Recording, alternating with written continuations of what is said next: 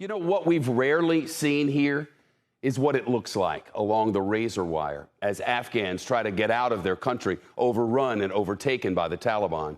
So many have helped our troops over decades of war and are now stuck with their families in the scorching heat in a sewage canal just outside the Kabul airport, knowing their protectors are about to fly away to safety and leave them behind. Up close tonight, here's our sister network Sky News chief correspondent Stuart Ramsey reporting from the wall between hope and despair. It's as bad as it gets now. Thousands upon thousands trapped. Behind them, the Taliban. In front, soldiers having to decide who stays and who goes. Nobody planned this. It's just how it is. The hours are counting down and they know it. There are no good options left to them.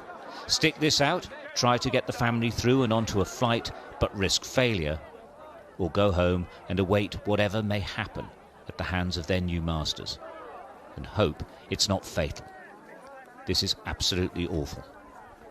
Such is the desperation to be heard by the soldiers, the would-be evacuees are standing up to their knees in a sewage-filled canal.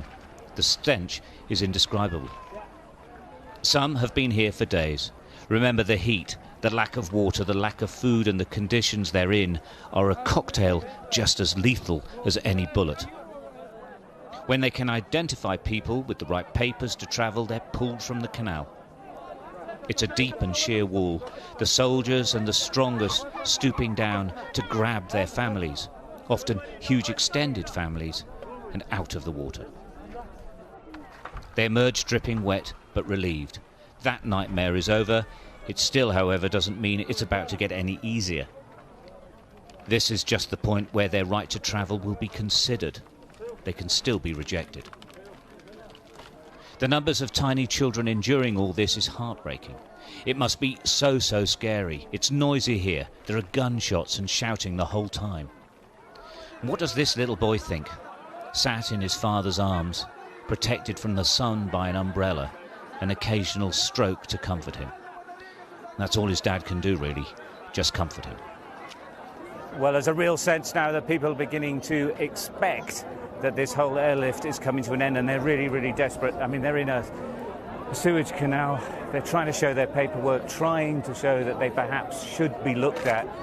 It's really desperate. That is actually the sort of pretty much hopeless column, we're told, but I can see all sorts of passports from different countries.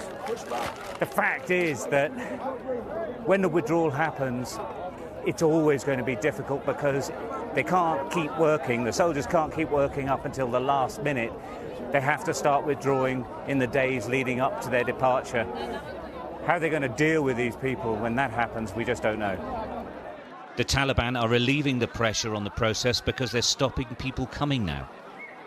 Those aren't foreign special forces. That's the Taliban special forces, more heavily armed than others, and now slowly taking control of the Paras processing point. Beyond the British lines, they direct the human traffic from above. There's no choice for the soldiers. This is the only way things can get done. Sky News correspondent Stuart Ramsey at the wall at the airport in Kabul.